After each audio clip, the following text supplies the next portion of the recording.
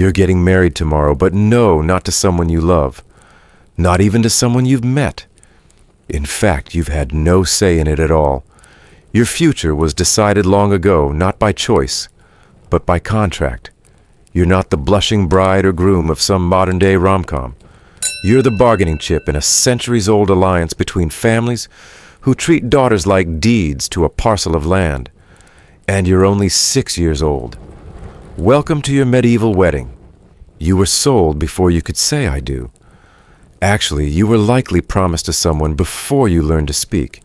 Your marriage isn't about affection chemistry, or even basic compatibility. It's about inheritance, lineage, and power. And in this world, you aren't marrying for love. You're marrying because your family couldn't afford not to. If you've ever rolled your eyes at dating apps or bemoaned another dead-end relationship, just know even your worst breakup is a luxury most people in your situation would have gladly died for. Literally. So if you're ready to feel oddly grateful for the chaos of the present, let's take a very gentle dive into a time when your name, your body, and your life belonged to someone else, signed, sealed, and delivered before you ever reached adolescence. And if you enjoy sleepy journeys through stories like these, calm, curious, quietly uncomfortable, don't forget to follow along. There are still 14 chapters of marriage nightmares to go, and trust me, it only gets darker from here. Now breathe slowly. You have a wedding to attend. You're just a child. That's not poetic. You are quite literally 6 years old, maybe 7. Your feet barely touch the floor when you sit. Your teeth are still coming in, and your favorite possessions might include a wooden doll and a bit of ribbon you picked from a basket last summer. But you also happen to be the sole heir to 3 valuable parcels of farmland, and your mother's family recently regained a long-disputed claim to a minor noble title. So today, while you play in the dirt behind your home or twist grass into little crowns, your future husband's family is finalizing a deal with yours. You, my dear, are the prize. You never asked for this. You don't even know what this is. But the adults know. They've seen too many families rise and fall on the back of a single unlucky generation. Too many inheritances lost to plague rebellion or poor planning. To them, this isn't cruelty, it's prudence. They aren't trading away your childhood. They're securing the future. And you in all your smallness are the linchpin. They call it a betrothal, a word that sounds pretty if you say it softly. But what it really means is that your fate now belongs to another household, one with its own rules and expectations. From this point on, you'll be trained to become someone's wife. You'll be taught how to bow, how to pour wine, how to sew linens, how to stand silently, while men talk about things you're not meant to understand. Your education will be brief and practical. Your spirit, if it's feisty, will be quietly scolded out of you. And the man, he's likely much older. 10 years older. 15. Maybe more. You may never know him well. In some cases, he may not even be alive by the time your marriage is consummated. That's part of the risk. But even if he dies, you're not free. You'll simply be sold again. Margaret Beaufort was sold at 6 years old. Her first marriage was more a real estate transaction than a relationship. And when the tides of politics shifted, it was erased, voided like an inconvenient clause in a contract. Then at 12, she was married again, this time to a 24-year-old man named Edmund Tudor, a man who saw her as a vessel, not a person. Within months, she was pregnant. Her body would never recover. This wasn't rare. This was routine. If you're thinking this sounds like something out of a dystopian novel, remember that these marriages were not illegal. In fact, they were celebrated. Blessings were given. Contracts were drawn up with elaborate seals and ceremonial toasts. And as the little bride walked toward her future, too small for her shoes and too frightened to speak, adults smiled and nodded and said things like, "Fortune favors the bold." Or worse, "She'll learn." Among the upper classes, daughters were investments. If you were born with a womb and a last name of value, you were currency. And in a time when banks didn't lend and land meant everything, a marriage alliance was the safest bet a family could make. Sure, your new in-laws might be cruel. Your husband might be violent. You might die in childbirth before your 13th birthday. But if everything went well, your children could inherit 2 fortunes instead of 1. That was worth the gamble. It's easy to imagine that only the worst parents would agree to this. But that's not how it worked. Even loving parents, kind ones, made these choices because the system left them no room for error. The world was brutal, uncertain, and fast-moving. Marrying off a daughter early meant locking in security before the wheel turned again. Wait too long and the opportunity might vanish in a puff of war, famine, or scandal. And so a girl became a bride, and a bride became an asset. No one asked her what she wanted. It didn't matter. Sometimes the girls were married off before they could even hold a pen properly. In the case of Isabella of Valois, daughter of the King of France, she was only 6 when she married King Richard II of England. Her wedding gifts included dolls. Not fine jewels or estate deeds dolls. Little chairs, little cups, little dresses for her tiny companions. She was a child in every sense of the word except in the legal contract that now bound her to a king. It's important to understand that these arrangements weren't rare exceptions. They were expected patterns in high-status families. Child marriage wasn't only permitted, it was considered savvy, a way of securing alliances, building dynasties, and safeguarding wealth. And if the girl cried or didn't understand or clung to her nursemaid in confusion, well, she would grow out of it, or so they said. After all, what else could she do? Among the lower classes, things moved a little slower. Peasant girls, unlike their noble counterparts, weren't often married until their late teens or early 20s. Their value didn't lie in political strategy, but in physical labor and survival. They had the luxury, if you can call it that, of waiting. But for those born to titles and wealth, the clock started ticking early. There is a grim paradox in all this. The more valuable a girl was, the sooner she lost control over her own life. The larger her inheritance, the faster it was signed away. The more powerful her family, the more powerless she became. It's a story that repeats itself quietly and endlessly in the ledgers of aristocratic archives, beneath gold-leafed crests and wax seals. You might find yourself shaking your head at the absurdity of it all, wondering how anyone could allow such a system to thrive for so long. But perhaps what's more disturbing is how normal it felt at the time. No one questioned it. Not the priests, not the parents, not even the children once they were old enough to understand what had been done. This was how the world worked. And if you were lucky, very lucky, you might get a kind husband. A gentle one. A man who didn't rush things, who allowed you to finish growing before expecting you to behave like a full wife. That was the best-case scenario. Not happiness, not love, just survivable. It's easy now, from the warmth of your bed and the safety of your own name, to imagine saying no, to picture yourself resisting running, screaming, breaking free. But 6-year-olds don't run very fast, and the people around them don't usually listen when they say no, especially not when there's a dowry on the table and a title to be preserved. And so you smile in the painting, your face still round, with baby fat, wearing a gown you'll trip over if you try to walk. You don't know what marriage means, not really, but you know it's supposed to be good. Everyone says it's good, so maybe it will be. You won't have long to wonder. Tomorrow you're getting married, and the world you thought you knew, the one with ribbons and meadows and soft songs, is about to become very, very small.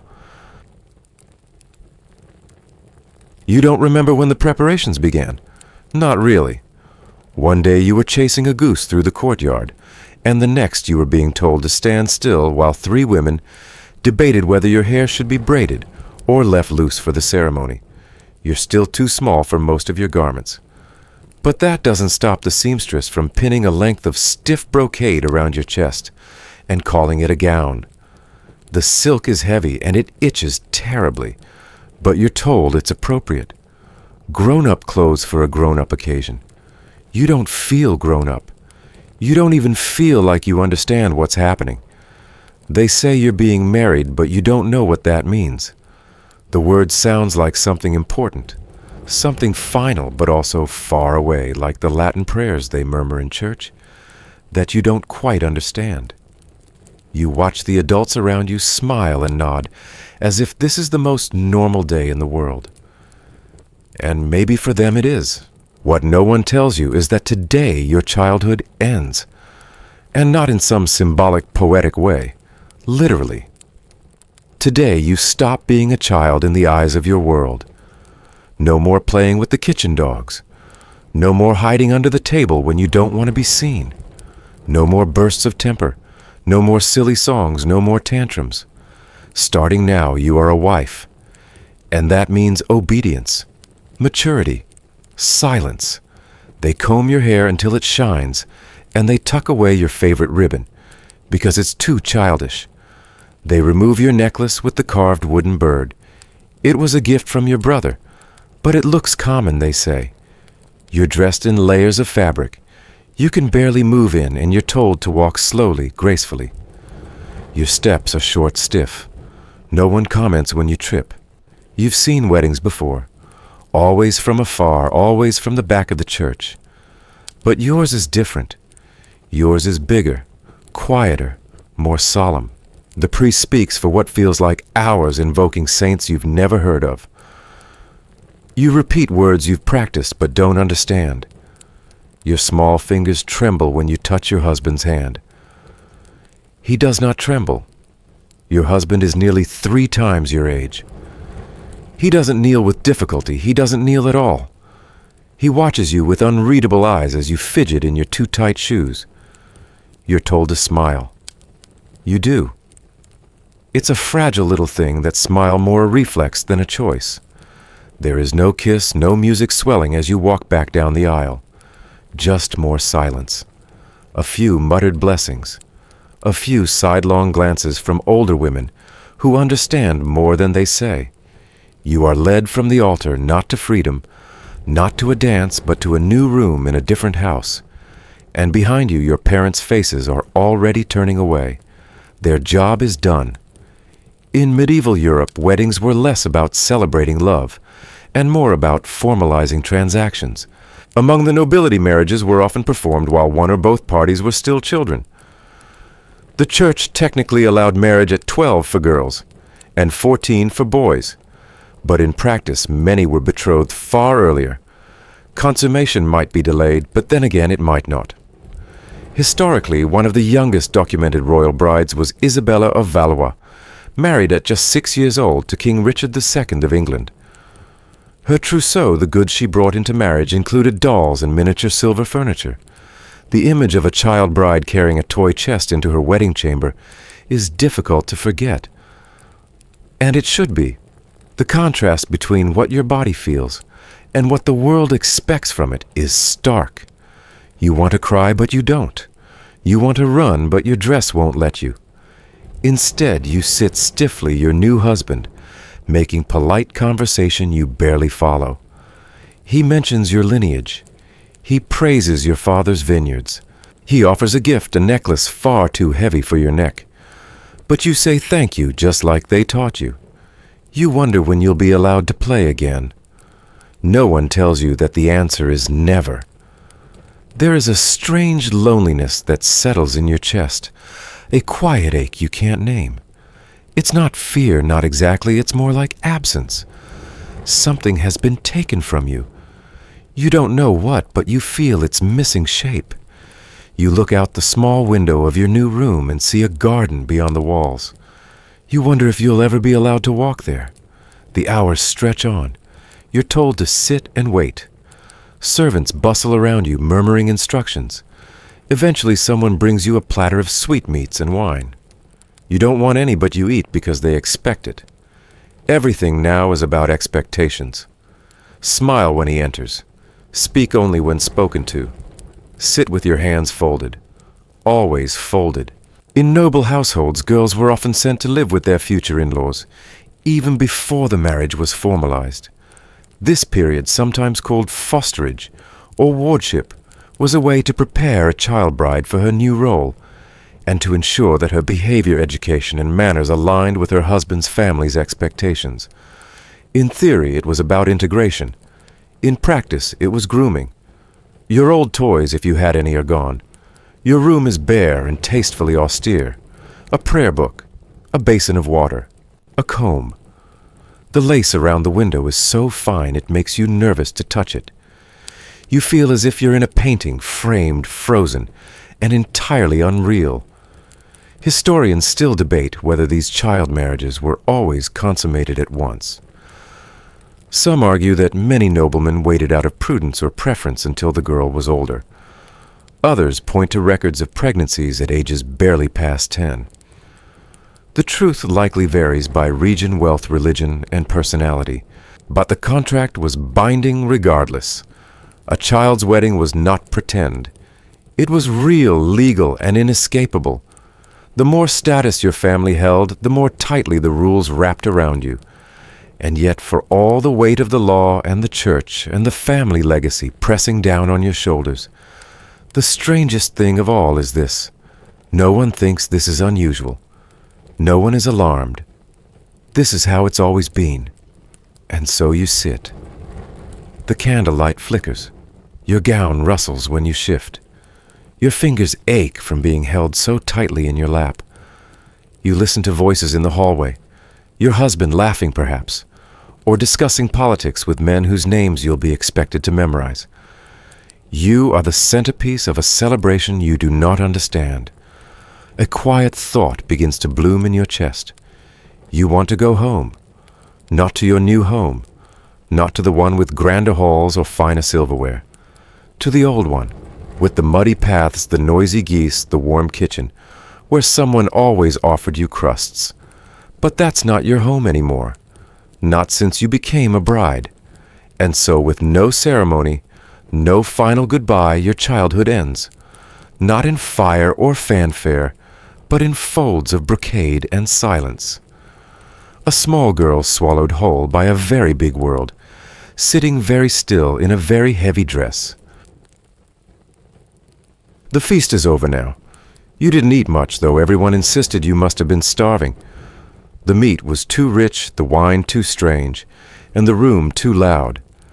Everyone watched you, every giggle, every mouthful, every fidget, like a doll placed at the head of the table. You smiled when they smiled. You curtsied when they toasted. And now it's finally done. Or so you thought. But the real ceremony is only just beginning. You're led not to a quiet room, not to a soft bed to rest, but to an audience chamber of a different sort, the bridal suite. Except you're not entering it alone. Oh no, you're surrounded by women you don't quite know and men you don't dare meet the eyes of. You walk like you're going to your coronation, but in truth you feel more like you're being walked to the scaffold. The bedding ceremony begins. They strip you gently but publicly, layer by layer, silk brocade linen. Your hair is unpinned, brushed out in long strokes like they're preparing a doll for display. They murmur advice, soft words, inappropriate warnings masked as encouragement. Their hands are firm but not cruel. Still your skin burns with embarrassment. You've never been seen like this before, not even by your sisters. Next comes the bed itself. You are guided in. Your feet are cold. You try not to shake. Meanwhile, your husband is undergoing his own round of grooming in the adjacent room. Laughter, loud voices, ribald jokes. The men are enjoying themselves more, it seems. And then he is brought in, still dressed in his undershirt, still a stranger in every meaningful way. They place him beside you like you're both pieces on a game board. The priest enters briefly, yes, the priest, and blesses the bed. May it be fruitful. May it produce heirs. May it please God. His prayer is brief, but its meaning lingers. This isn't about you. This isn't about pleasure. This is about duty. Then comes the stockings. Bridesmaids and groomsmen take turns tossing stockings at the bed. Yes, stockings yours and his. It's meant to be a game. If one lands across your bodies, It's considered a sign that the thrower will be the next to marry. They laugh. You don't. You lie still beneath the covers, small and silent, wondering when the room will empty and the night will finally begin. But even then, some don't leave, because in certain noble households, particularly among the highest of the high, the consummation of a marriage had to be confirmed not in sight, but in sound or proof.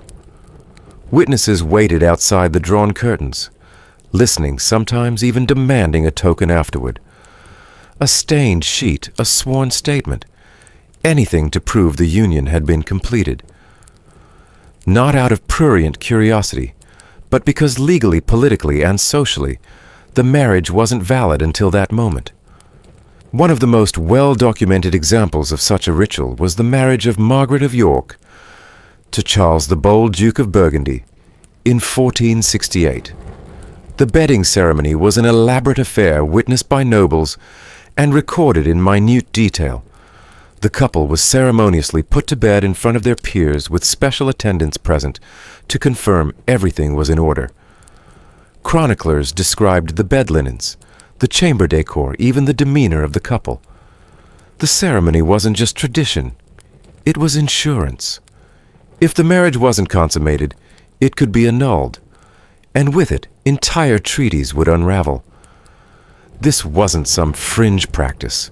In medieval England, France, and parts of the Holy Roman Empire, public bedding was common in the upper echelons. It varied by region, but the principle remained: the bedroom was not private. It was a legal stage. Consummation made the marriage real. Without it, the wife could be sent home, her dowry returned, her family disgraced. Historians still debate how widespread these extreme forms of public bedding were. Some argue that most noble couples were given privacy, that the witnesses stopped at the bedroom threshold. Others believe that in royal marriages even the pretense of modesty was often discarded for the sake of political certainty. What's certain is that records of these events exist, multiple detailed ceremonial. And they're not romantic. They're procedural. In some regions, particularly Scandinavia, there were even laws mandating public bedding. The marriage had to be viewed in some form to be valid in the eyes of the community. That viewing might be symbolic: a parade to the chamber, a public blessing, a door left ajar. But sometimes it went further. Even in England, the custom lingered well into the 17th century. King Charles I, famously private, refused to take part in a public bedding. He barred the door of his chamber and refused entry to the waiting court. Scandalous, maybe, but also a sign of change, an early crack in the wall of enforced exposure. Still, for you in this moment, there's no revolution, just a room full of eyes. You keep the covers pulled to your chin. Your husband's presence beside you is not reassuring. He shifts, coughs, murmurs something you don't catch. A distant part of you hopes he's as uncomfortable as you are, that maybe despite the rituals and the laws and the expectations, he'll choose to wait. But most didn't. And even if he does, if by some mercy tonight is a night of sleep and not of initiation, you'll still wake tomorrow in his house under his roof with his name. And one day soon or not, the ceremony will complete itself, in silence, without witnesses, because that too is your duty. What strikes you now, lying beneath embroidered blankets that smell faintly of lavender and sweat, is how utterly final everything feels. This is it. This is your life. Not a dress rehearsal. Not a dream. A few hours ago, you were a girl with an uncertain future. Now you are a wife, a child bride, a symbol of alliance. And all that remains is for the world to confirm it. You close your eyes and pretend to sleep.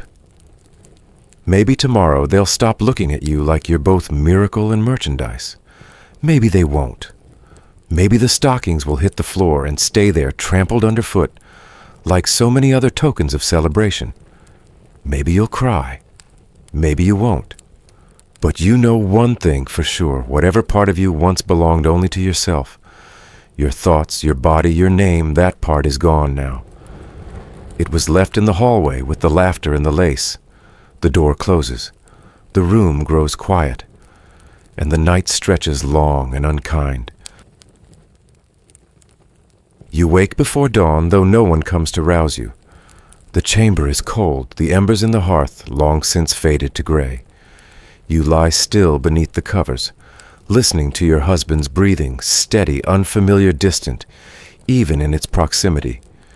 Your body aches in places you don't have names for, or perhaps it's just the weight of everything that's settled onto your shoulders.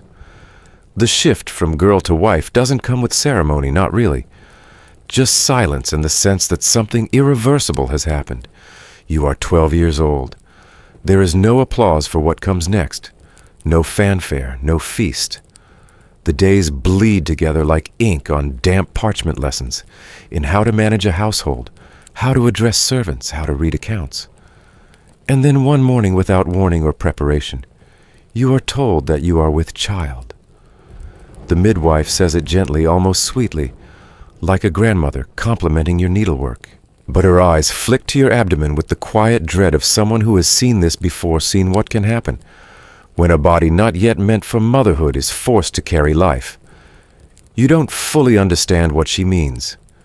You nod anyway. You are not ready. No 12-year-old is. Your hips have barely begun to widen. Your cycle is erratic. Your bones still carry the softness of childhood. But the law does not see your body, it sees only your status. You are of age, legally wed, and now expectantly pregnant. Your meals change. Your daily schedule changes. No more lifting baskets or fetching water.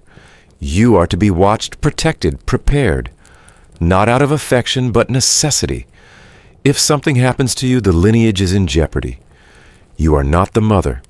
You are the vessel. This story is not metaphor. It is not fantasy.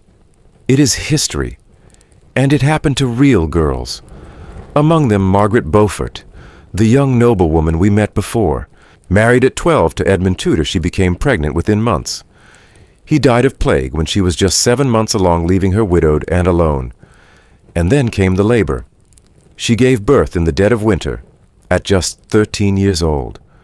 The child, Henry Tudor, would one day become King Henry VII. But the cost was staggering.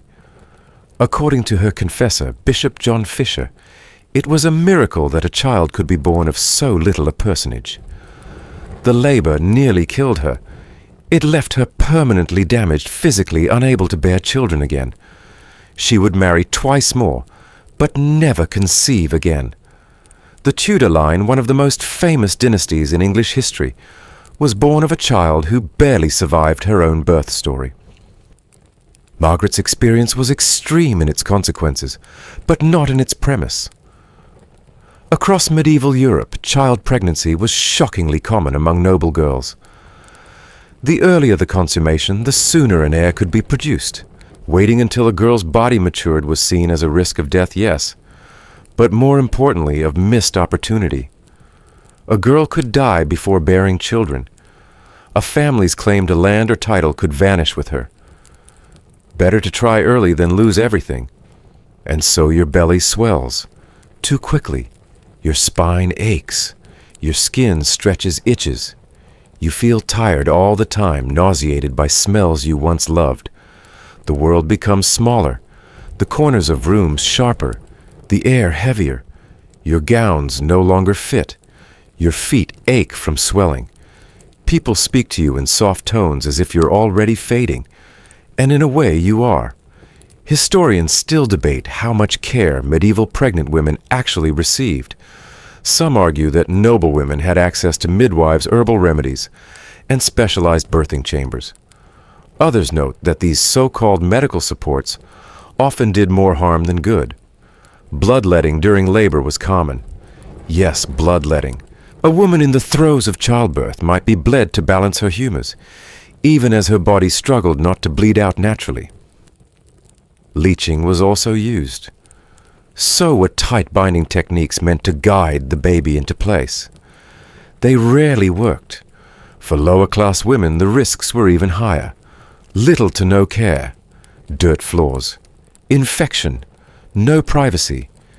If they survived, they were expected to return to work within days.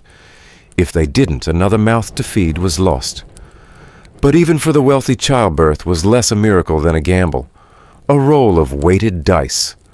Roughly 1 in 3 medieval women died during or shortly after childbirth. That's not a poetic estimate. That's statistical. A woman who gave birth a dozen times as many did face death every time. Each pregnancy could be the last. The moment you missed a cycle, you began a countdown. Not to life, but to a test of survival. And yet that test was demanded again and again. Your midwife checks you daily now. Your belly grows more rapidly than it should. Whispers begin, perhaps twins, perhaps breech, perhaps a curse. Some blame your diet, others your lineage. Some say nothing but cross themselves when they pass. Your husband visits less frequently now. He's fulfilled his duty. The rest is up to you. In the late stages, you're confined to a birthing room, a warm chamber with dark curtains, and a painted cross above the bed. It is meant to be peaceful. It feels like a tomb. You are given a birthing girdle, a kind of blessed cloth to wrap around your abdomen, covered in prayers. One section quotes Psalm 22. Another includes charms to protect the child. You clutch it during contractions. You pray with it. You weep into it. Labor comes suddenly. There is no warning, no grace, just pain. A tearing, endless animal pain that wrings every sound from your lungs and leaves you gasping like a fish on dry land. You scream until your throat bleeds. You beg for water. You cry for your mother. But there is no one here who knows you. Not really. The midwife works quickly. She says the baby is stuck. She applies oil herbs pressure. A servant holds your arms down. Another places cloth in your mouth. You bite until your teeth break the skin. The chamber smells of blood and lavender and ash. Hours pass, or days. Time loses meaning. And then at last a sound, a cry, high and thin. The baby is alive. You are not sure if you are. They show the child to you briefly. Then they whisk it away. A servant begins cleaning the sheets. The midwife tends to your wounds. You've torn badly. They apply honey and vinegar and stitch linen. They tell you to sleep. You do not. You stare at the ceiling and wonder why no one ever warned you that birth would feel so much like dying. If you survive, and that's still uncertain, you may be expected to do this again within the year. And again after that. And again. Until your body gives out. Until you can no longer walk without pain. Until your insides sag from the weight of it all. And even then you will be measured not by what you endured, but by how many sons you produced. Daughters don't count. Stillbirths don't count. Survival doesn't count. Only heirs matter. You close your eyes and wonder if this is what adulthood feels like. And you realize you never had the chance to find out. You are no longer a girl. You are no longer even just a wife. You are now and for the rest of your childbearing years a vessel, a field to be plowed, a name to carry someone else's bloodline. The first child was the beginning, not the end. It was never about whether you would have a child. It was how many you could endure before you broke. Your womb has become a battleground, and the war is one of expectation. To prove your worth, you must produce heirs, preferably boys, and you must do it regularly. Any sign of delay, any lull between pregnancies will cause whispers. Servants will exchange looks. Your mother-in-law might tighten her mouth and change the subject. Your husband will frown, or worse, he'll go looking elsewhere for what he believes you've failed to provide. This is not a matter of drama or exaggeration. It is history, well documented, repeated, and tragically normalized. Consider Eleanor of Aquitaine, one of the most powerful and intelligent women of her era. She married King Louis VII of France at 15, and after an annulment, wed King Henry II of England. Over the course of her 2 marriages, she endured 10 pregnancies. 10. Each one carried the risk of death. Each one demanded more of her body, her spirit, her life. She survived them all remarkably, but most women weren't so lucky. Because the truth is, you are expected to produce child after child until something stops you, either menopause or mortality. That is the unspoken contract. Not love, not partnership, production. The cycle is relentless conception, swelling cravings, nausea, aches, fear, labor, tearing, bleeding, healing, and then again, sometimes before your body has even fully recovered. And that's assuming the pregnancy ends in birth. Many didn't. Miscarriages were common. Stillbirths even more so. Infants died within days, sometimes hours. But none of it changed the expectation. If the child didn't survive, you were expected to try again as soon as possible. There was no time for mourning. Only the need to fulfill your role. By your 5th pregnancy, your hips ache even when you sleep. Your bladder has never fully recovered from the last delivery. Your back bends in a slight permanent curve, and your knees groan when you rise. You are not yet 20. There is no glory in this, no celebration. Birthdays are not observed, not for you. Only your children matter now, especially the boys. If you give birth to daughters, you'll receive a polite nod, maybe a stiff compliment. But if you deliver a healthy male, the bells might ring. You might get flowers. You might be allowed broth instead of bread for dinner. The pressure never lessens. Your husband wants a dynasty. Your in-laws want prestige.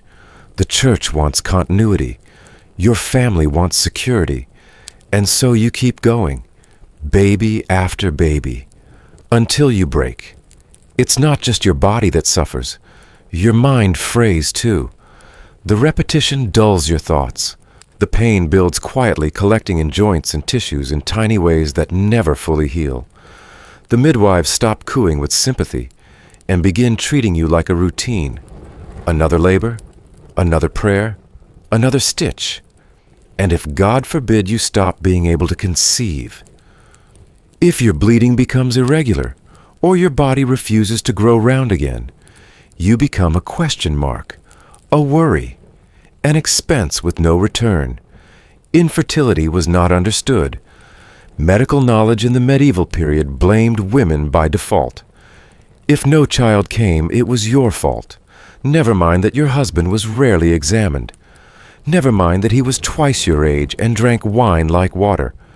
If no child came, it was your womb that failed, your sin that caused it. One peculiar but true belief held in parts of Europe was that a woman's fertility could be affected by her mood. It was thought that sadness, irritability, or stubbornness could close the womb. Cheerfulness, obedience, and religious piety were said to open it. In other words, if you couldn't produce children, you simply weren't trying hard enough to be happy. Quaint, isn't it? And so you smile. You smile through nausea, swelling, infection. You smile while breastfeeding one child and carrying another inside you. You smile while your teeth loosen your hair, thins your hips widen beyond recognition. You smile even as you can't quite remember the last time your body felt like your own. Historians still argue whether noble women in certain regions had any say in spacing their pregnancies. Some sources suggest that churching, a religious ritual marking the end of postpartum recovery, offered a temporary reprieve from marital duties. Others point out that churching was symbolic, not binding. The reality, likely dependent on the temperament of the husband, the expectations of the family, and the health of the mother. In other words, a lottery. If you were lucky, your husband might allow a year or two between children. If not, your pregnancies could stack so closely that your body never regained its strength. Some women delivered a child every year for a decade, and many didn't live to tell about it. You begin to notice changes in your reflection. Your face has grown thinner, your shoulders more stooped. You feel older than your years, and in a way you are. Medieval women aged quickly, physically, emotionally, biologically. By 30, you were considered matronly. By 40, ancient. Many didn't reach either age. And what of the children? You love them, of course you do. Or at least you try to. But how do you bond when each one arrives on the heels of the last? When each child is a reminder of pain and expectation? Some survive. Some don't. Some slip away before you've had a chance to memorize their faces. But still you try. You rock them, nurse them, hum to them softly. You protect them with what little strength remains, because they are the only ones who truly belong to you. Eventually your name becomes a whisper. You are referred to in relation to others. Lady so-and-so's mother, the countess of this or that mother of heirs. Your identity folds into your offspring. Your value, your story, your body all absorbed into the lineage. And you let it happen. What choice do you have? The strangest part is how ordinary it all becomes. The first pregnancy terrified you. The second exhausted you. By the sixth, you barely blink. You feel the fluttering inside you and sigh. Here we go again. Maybe someday a chronicler will write your name in a ledger. Maybe not. Maybe you'll be remembered only in the bones you leave behind. Hips widened from childbirth. Knees worn from kneeling teeth, eroded from malnutrition. Maybe your daughters will follow in your footsteps. Maybe they'll survive. You hope so. You always hope. Because in a world where a woman's value is counted in births, you learn to keep hoping. Hoping that the next baby lives. That you live. That you matter. Even if just for a moment. Even if only in a lullaby whispered in the dark. You are lying down when he enters, though you do not sleep. Sleep has become something slippery lately, elusive, sometimes even cruel. It comes when you don't want it, and flees when you beg for it. Tonight it does neither. You lie there, eyes open in the near dark, your hands resting on the swell of your belly again, your sixth, or perhaps your seventh pregnancy. It's hard to keep count when no one else does. You hear his boots first. A shuffle, a pause. The creak of leather. The sound makes your shoulders tense. Not out of fear exactly, but anticipation. Your body bracing itself for something it cannot predict, only survive. He says nothing. He sits at the foot of the bed. A quiet moment passes. Then, as if the day never happened, he begins to complain. The roast at dinner was dry. His steward miscounted the wheat bushels. His cousin insulted him in front of the bishop. You listen because listening is safer than speaking. You murmur a response measured and polite. You do not yawn. You do not turn away. Then he scolds you. Something about the hall being dusty, or the baby crying too much, or your sister speaking too freely in front of his men. You're not sure. It doesn't matter. You apologize softly, and he waves a hand like he's brushing away a cobweb. Then it happens. His voice grows sharper, his gestures more rigid. And without much warning, no raised voice, no boiling anger, he strikes you. Not hard, not with full force, not enough to leave a bruise, just enough to remind you, just enough to make a point. You do not cry. That would only make things worse. You fold your hands in your lap, lower your gaze, and you nod. It is not the first time. It will not be the last. Because in this world a husband has the right to discipline his wife. Under medieval law, the doctrine of reasonable correction granted husbands legal authority to physically punish their wives, as long as it wasn't deemed excessive by local custom. And what counted as excessive, that too was flexible. In many places a man could beat his wife with a stick, so long as it wasn't thicker than his thumb. That saying you've heard, rule of thumb. Yes, its grim origin likely lies here in a law that measured marital violence by inches of wood. These laws weren't written in the margins either. They were supported by church teachings, secular courts, and social norms. A wife who disobeyed, embarrassed, or angered her husband could be corrected, publicly or privately, with hands-belt sticks, whatever the culture allowed. And few spoke up, fewer intervened. If you thought childbirth was dangerous, consider this: your own home might be just as deadly. You try to remember when you stopped being surprised. Was it the first time he grabbed your wrist too tightly? The first time he shoved a plate off the table and called it your fault? The first time you told your mother and she told you to be more agreeable? No one wants to hear it. No one wants to see it. A bruised cheek is just a sign of marital adjustment. A limp is the price of not knowing when to stay quiet. Even your confessor looks away when you mention the tension at home. Be patient, he says. Pray harder. Submit as a good wife should. He means well. Probably. And yet not every act of violence is hidden. Some become history. Take the most infamous example of all, Henry VIII. Yes, he lived more in the Renaissance than the Middle Ages, but his methods were deeply medieval. When his wives didn't bear him sons, when they disobeyed or annoyed him, he didn't just punish them, he executed them. Anne Boleyn, his second queen, was charged with adultery, incest, and treason crimes she almost certainly didn't commit. But no matter. Under medieval law, a wife's infidelity was considered treason because it could introduce false heirs into a royal bloodline. So Anne was beheaded, publicly, with ceremony, as if her death were part of a civic festival. Catherine Howard, his fifth wife, met a similar fate. Barely 19, accused of past relationships and flirtations. Tried, convicted, beheaded. Her youth didn't save her. Her beauty didn't save her. Her title didn't save her.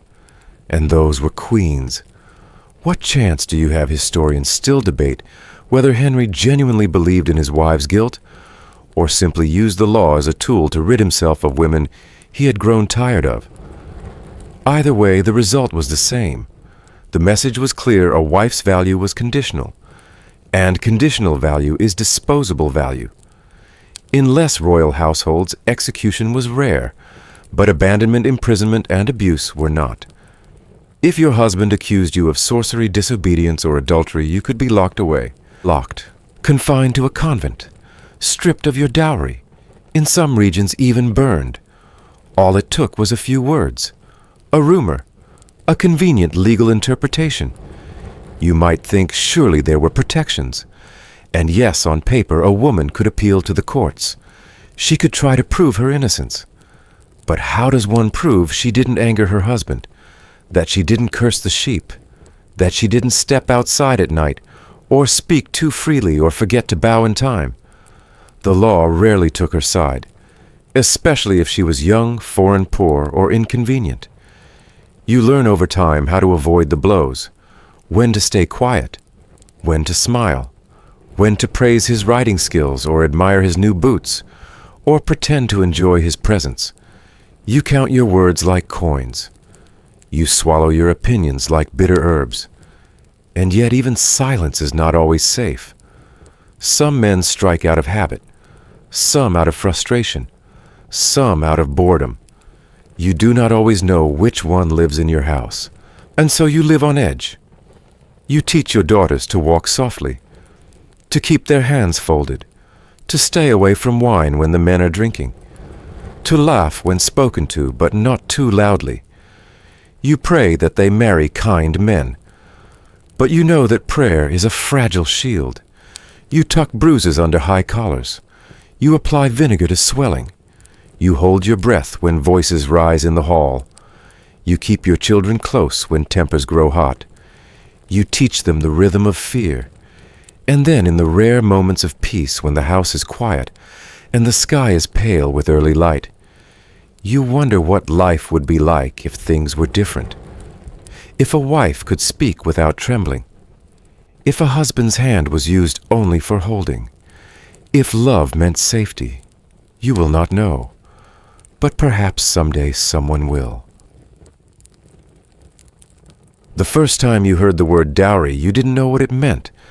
You were very young, perhaps 4, perhaps 5, sitting near the hearth while the adults argued in the next room. Your name came up often. Not affectionately, not like when your nursemaid sang to you, but sharply like it was part of an inventory. Land, titles, grain, you. Only later did you understand that a dowry is the price your family must pay for someone else to take you off their hands. And that price is steep. Dowries were not gifts. They were obligatory payments made by a bride's family to the groom's family, meant to compensate the husband for taking on the burden of a wife.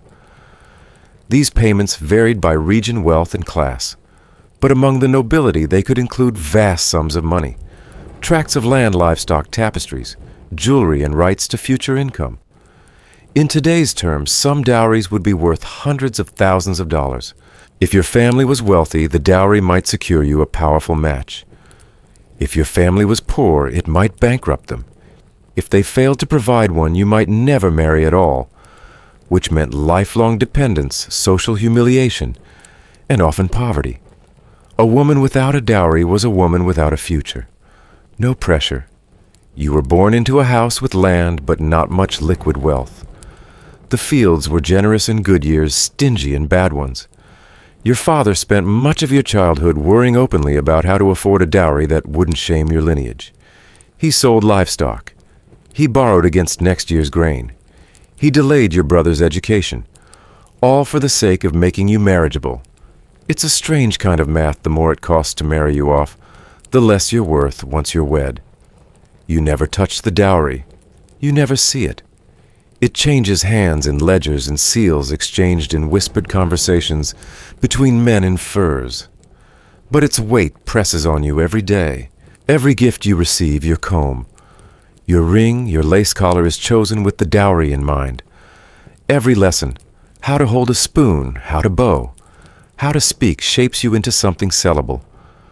By the time you're betrothed, your dowry has been negotiated down to the last spoon. 5 tapestries, 2 silver candelabra, a portion of your mother's inheritance, and grazing rights to 3 meadows. Your value measured not in who you are, but in what comes with you. Some families don't survive it. There are stories, real ones, of noble houses reduced to ruin by the burden of a daughter's marriage. Debts passed down to grandchildren, land divided and lost, reputation shredded over a failed match.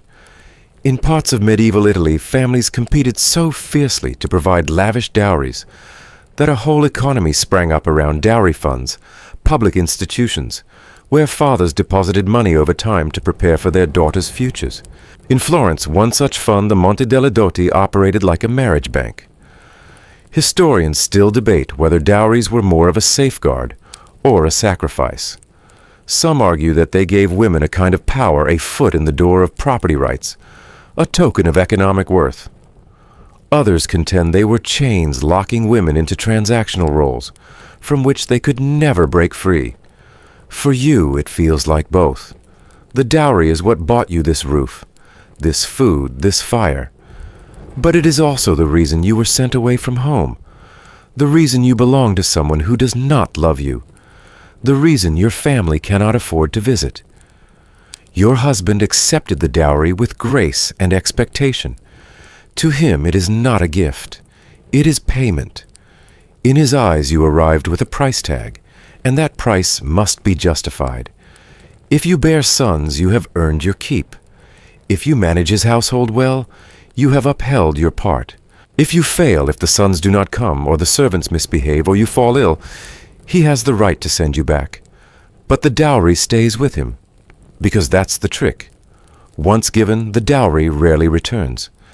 Even in cases of annulment or separation, clawing it back is a legal nightmare. The property you brought with you becomes his. Your jewels his. Your rights to grazing land his. Your portion of your mother's estate his. In some countries, the bride price system was flipped. The groom paid the bride's family. But in most of medieval Europe, it was the bride's side that paid, often dearly. A daughter who could not attract a match due to a small dowry might be sent to a convent, not necessarily by choice, but by economic necessity. In wealthier families, multiple daughters could mean multiple crises. Sometimes one would be prioritized, the others married far beneath their station or not at all. You know girls like that. A cousin who became a nun at 14. A neighbor who married a scribe's son with no land because her father had nothing left to give. Their lives are quieter, smaller. But sometimes, in secret moments, you envy them. You imagine a life without pressure. A life where your worth isn't measured in linen and silver. A life where you can walk barefoot in your family's orchard. Still called by your maiden name, still laughing with your sisters, still unclaimed. But that's not your life. Your life is here with a husband who calculates affection like coinage in a house that was bought with your name. And if you fall from favor, there's no one to advocate for you. Your family is still paying off the dowry. They cannot afford scandal. They cannot afford to take you back. And so you smile at guests. You oversee the kitchens. You brush your daughter's hair and whisper to her that she will have a better life. You don't believe it, but you say it anyway. You polish the silver that once belonged to your mother and remind yourself that this is what security looks like, even if it cost everything. You've lived here for years now. The house feels familiar. It smells, it sounds, even the way the floor creaks in winter. You know which servant steps lightly and which ones stomp. You know which tapestries hide drafts and which doors never quite latch. You know when to speak and when to disappear. You've survived childbirth, managed a household, endured your husband's tempers and his expectations. You've given him children, perhaps 3, perhaps 6. Some of them have survived, some haven't. But you've done what was asked. And yet as you sit at the window sewing by the dim afternoon light, you understand something that you always knew, but never quite felt until now. You own none of it. Not the house, not the chair you sit in, not the dress on your back, not the bread in your hands, not even the children who share your blood. Because here in the twilight of what people politely call your prime, you are starting to see the next chapter. And it's not one of rest, it's one of loss. Your husband is ill, or aging, or away at war. Perhaps he's simply tired of you. But sooner or later he will die. And when he does everything that was once yours, the home you kept, the property you expanded, the wealth you helped secure, will legally pass to someone else. A male relative, a son, a cousin, anyone but you. Because in most of medieval Europe, a widow did not automatically inherit her husband's property. This was true across many legal systems. In feudal England, for instance, widows were entitled only to their dower rights, usually 1/3 of the property, and even that could be contested. In France, inheritance laws varied by region. Some allowed women to inherit land outright, while others limited female inheritance to personal belongings or movable goods. And in many cases, the widow's rights could be revoked if she remarried outside the late husband's family's approval. It sounds dry on parchment, but in your life it means this. If your husband dies tomorrow and you don't have powerful allies, you may find yourself homeless by the end of the week. Sometimes the widow is treated with courtesy. A pension is arranged. A smaller manor is offered. Servants are assigned to care for her. But often none of that happens. Because once your husband's heart stops, so does your value to the household. You are a financial question mark, a temporary guest, an expensive relic. And what happens next depends entirely on the kindness or ambition of others. In some cases, you might be forced to remarry quickly, not out of love or choice, but to secure your survival. A second marriage can be arranged with dizzying speed, sometimes within weeks of your husband's funeral. Your new husband may be younger. He may be poorer. He may be cruel. But he has land, and that's what matters. You will become his wife. Again, his problem, his possession. There were women, many of them, who married 3, 4, even 5 times across their lifetimes. Not because they were inconstant or ambitious, but because they had to. Each husband brought a brief moment of security. Each death reopened the question, what now your children complicate matters. If your son is of age, he may claim the estate and permit you to stay. Or he may not. If he is still a minor, the land could be managed by a male guardian who owes you no loyalty. If you only have daughters, the situation becomes even more uncertain. Some relatives might allow them to remain. Others might see them as burdens. Some might see them as opportunities for further marriage, more dowries, new alliances. But no one sees them as yours to keep. And so, like many women before you, you begin to prepare for your widowhood long before it comes. You make quiet inquiries. You take note of sympathetic cousins. You stash a little coin when you can nothing grand, just enough to barter for food if things turn sour. You nurture friendships with abbesses and older widows, just in case the convent becomes your only shelter. You start imagining life in a smaller home with fewer servants and fewer rooms, a quiet life where at least you are not someone's possession. There is a bitter irony to it all. You gave your body to this house, your blood, your labor, your youth. But now, in the eyes of the law, you are a guest, a former wife. And when your usefulness expires, so might your welcome. This wasn't a secret. Women in your position have always known this. It's why so many noble marriages were calculated, not just for status, but for survivability. A husband with good land rights but weak heirs was a liability. A husband with strong family backing meant you might be looked after, even after his death. The most powerful women in history were often those who played this game well, not by resisting it, but by surviving within it. Historians still argue whether some women found freedom in widowhood. It's true that in some regions widows had more autonomy than married women. They could manage property, represent themselves in court, even conduct business. But that freedom came with conditions: age, status, wealth connections. For every Eleanor of Aquitaine who ruled lands as a widow, there were thousands of women who were quietly forgotten, shuffled to the edge of the estate like an old tapestry. In the best case scenario, your eldest son is kind. He offers you a room, a place at the table, a warm cloak in winter. He refers to you as my lady mother, and you sit in the corner at feasts, nodding politely, your name no longer spoken, with the weight it once carried. In the worst case scenario, you become a ghost in your own life. You've seen it happen. You've watched other women vanish after their husbands died. One day they were the lady of the manor. The next they were gone. Perhaps to a cousin's house. Perhaps to a convent. Perhaps no one even noticed. And so you sit at the window, your hands folded in your lap, and you think about what's coming. Not death. Not yet. But the erasure that follows.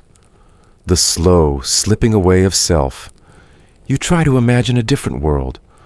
One where a wife could inherit what she helped build.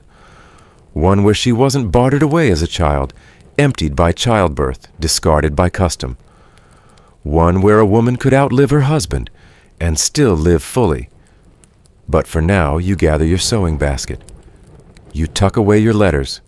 You make polite conversation at supper. You walk the halls, slowly touching walls that do not belong to you. You are preparing. Because when he dies, the world does not pause. It recalculates. And you must find your place in the new math, a place that is small, quiet, and survivable. You think perhaps you've heard all the worst there is to know about marriage. The bartering, the bleeding, the bruises, the babies. But you're still thinking in the world you know your narrow slice of medieval Europe, where saints are carved in cold stone and marriage is wrapped in parchment signed with wax. You might imagine that across the world it was different, maybe kinder, maybe freer. But then you hear about the palace walls in Ming Dynasty China. Not just any palace, the forbidden city heart of imperial life, constructed with such vast scale and strict order that even its courtyards are designed to control movement and behavior. From the outside, it looks golden, harmonious, divine. Inside, it is quiet, controlled, isolated, and if you are a woman, it is inescapable. Because in Ming China, if you are chosen for marriage into the royal family or worse, as a concubine, you are not simply marrying a man. You are entering a sealed system, one that often begins with a knock on your family's door and ends with you disappearing behind red lacquered gates, never to walk freely again. Imperial China's marriage practices were dictated by strict Confucian values and deep-rooted patriarchal traditions. A bride's role was not just as wife, but as preserver of lineage and maintainer of ritual. And if your husband was of high status, especially within the emperor's court, your life was no longer your own. Girls selected for imperial marriage were often incredibly young, and they were chosen not for personality or preference, but for family standing, astrological compatibility, physical traits, and political expedience. Once chosen, they underwent a lengthy process of preparation, which included etiquette training, speech correction, and even posture adjustment. You were not being welcomed. You were being molded. Historical records from the Ming Dynasty, 1368-1644, show that women in the palace were divided into an elaborate hierarchy. Empress consorts, concubines, attendants maids, each with precise roles, clothing codes, and speaking privileges. Marriage to the emperor or even to a prince meant strict confinement. You were housed in women's quarters with other wives and concubines, guarded by eunuchs, and overseen by older women of rank. The Forbidden City itself was structured to maintain surveillance with pathways leading to dead ends. Courtyards designed to isolate and walls so tall, they blocked not just escape, but light. Even senior imperial women needed written approval to leave the palace, and visits to family were rare, often forbidden. You might think of the empress as a woman of power, but even she walked a tightrope. If she bore no son, she could be quietly removed or overshadowed by a concubine who did. If she displeased the emperor, or his mother, the Dowager Empress, she could be stripped of her title, sent to live in quiet disgrace. And for concubines, life was more precarious still. One imperial edict, one whisper of jealousy, one failed pregnancy, and they could vanish without a trace. And then there were the funerals. According to multiple sources, particularly records from the early Ming emperors, when an emperor died, it was not uncommon for some of his concubines to be sacrificed. In some instances, dozens of young women were forced to follow their emperor into death, a practice rooted in older ritual traditions. While this was later abolished in favor of symbolic gestures, the fear lingered. Historians still argue about the exact number of women who lived and died behind the red walls, and how much agency any one woman could have within such a rigid system. Some point to influential empresses who subtly shaped policy through their sons, or who ran the inner palace with tactical brilliance. But others argue that even the most powerful imperial woman was ultimately expendable, her position always at risk.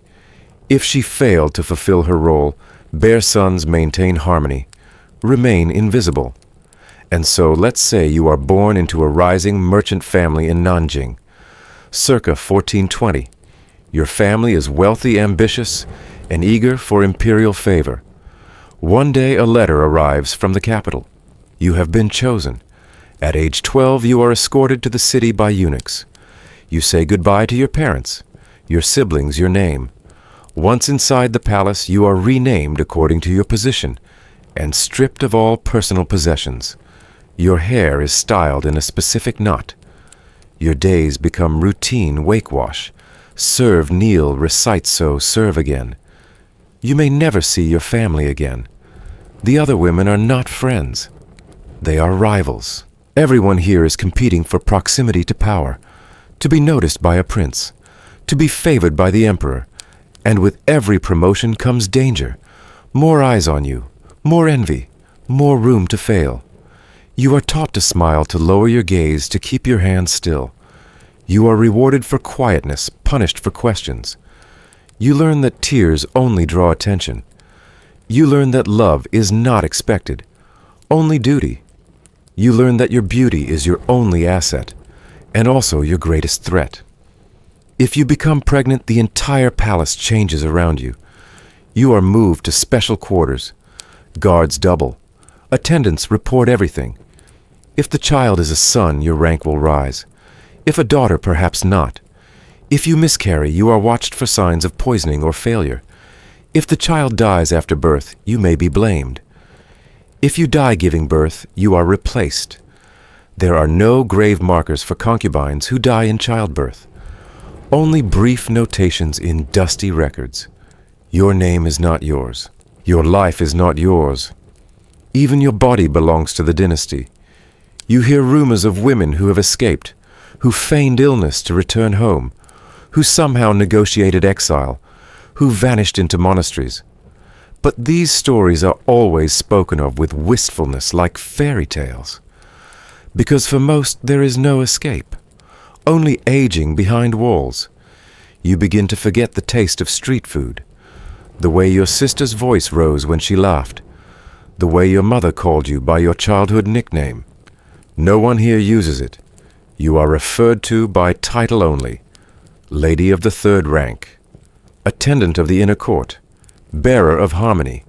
You are not unhappy exactly, just gone. And when you are 35, a long life for a woman behind the walls, you sit beside a painted screen and recite sutras. You hear the sounds of youth echoing down the corridor. New girls brought in this week, being measured for robes. You smile at them. You do not speak. Because what would you say? If you were born a royal daughter in ancient Egypt, your wedding veil wouldn't be made of silk or lace.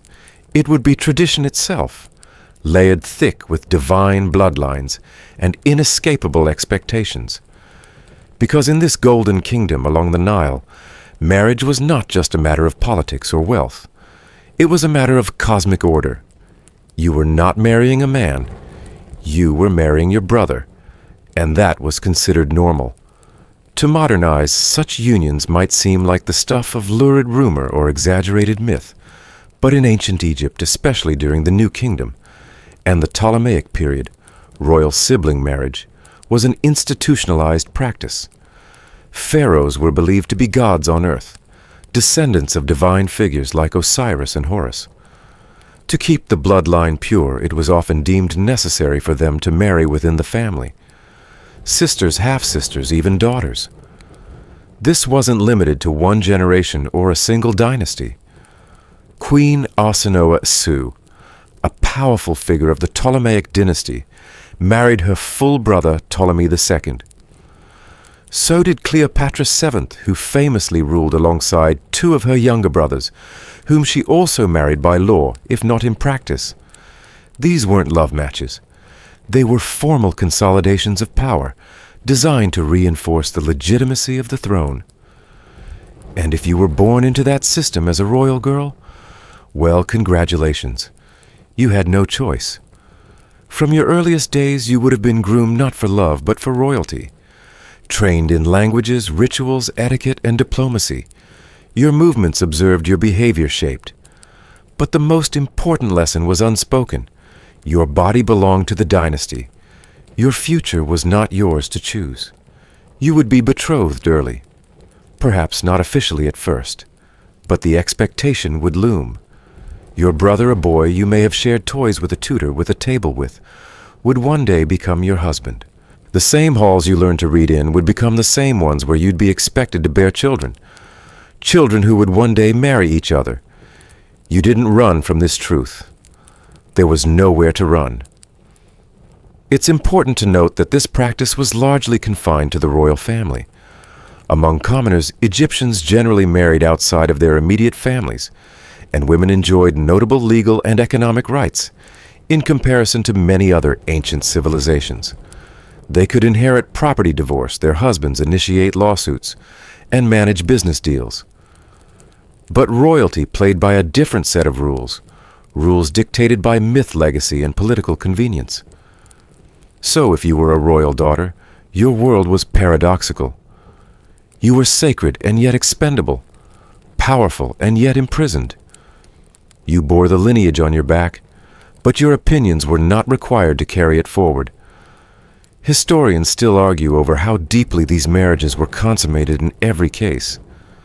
While some sibling unions were ceremonial, many produced children, and the record shows disturbing patterns of genetic decline over generations.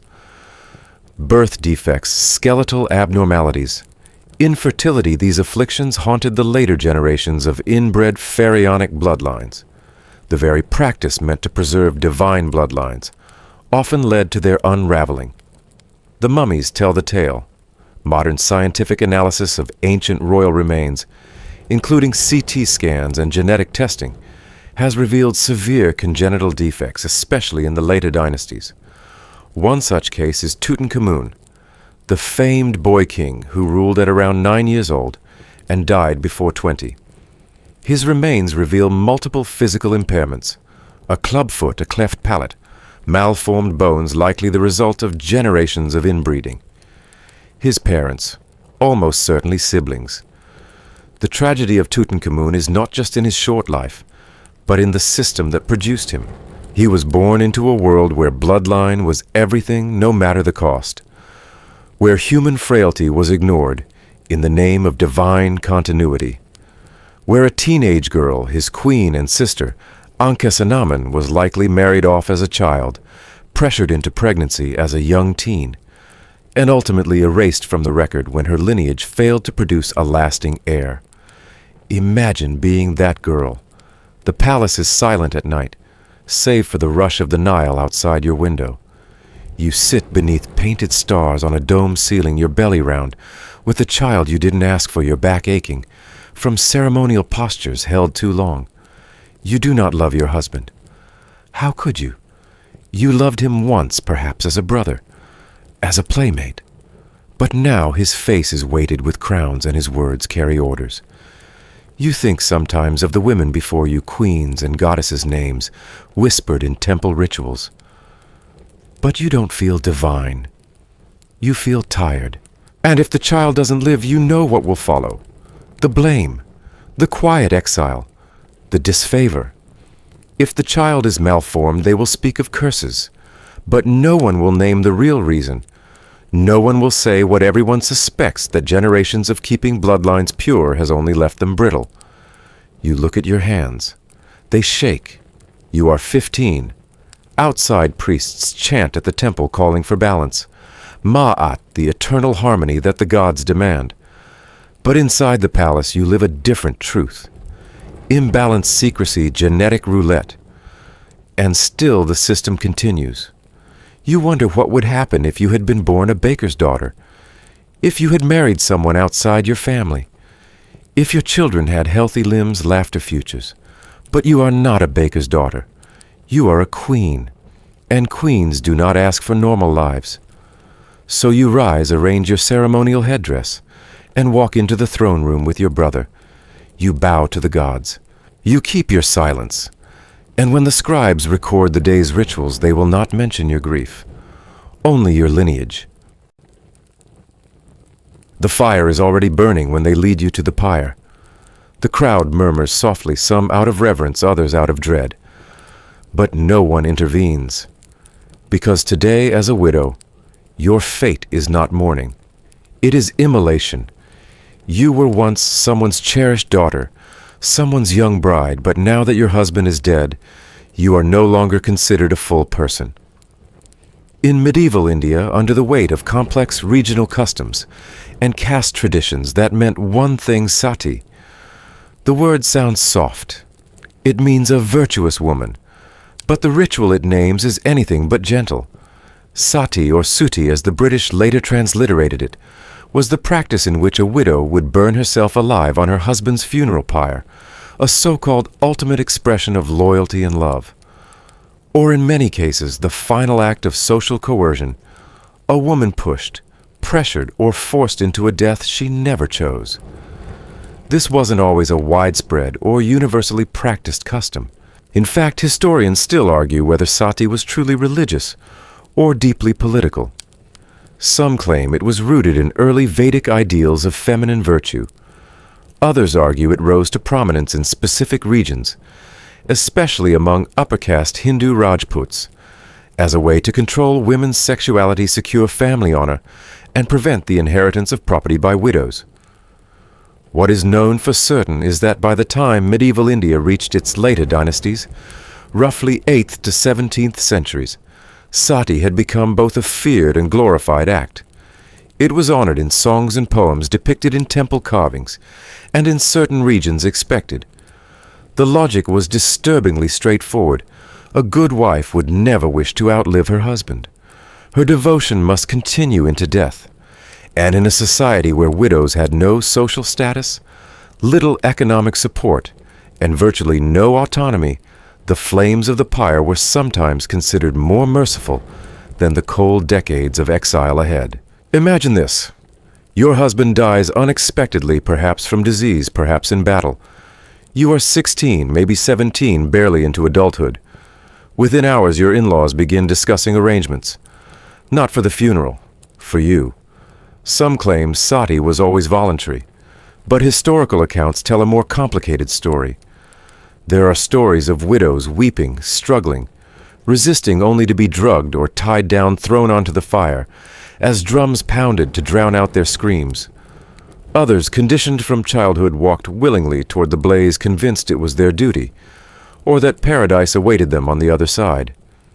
In some regions, like Rajasthan, these rituals were grand public spectacles. Crowds would gather.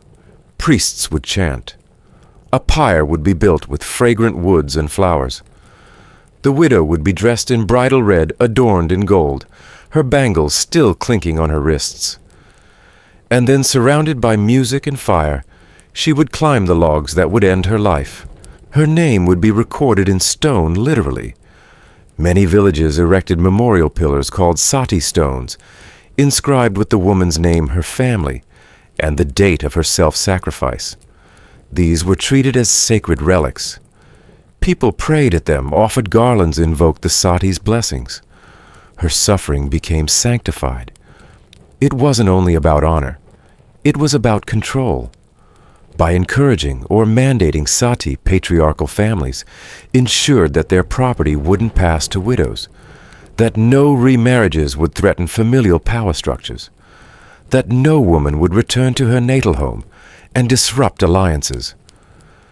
In this sense, sati was as much about political and economic containment as it was about any so-called piety. One particularly infamous case occurred in Rajasthan in 1567, during the siege of Chittorgarh by the Mughal Emperor Akbar. Facing defeat, thousands of Rajput women, including queens and noble ladies, committed jauhar, a mass form of sati.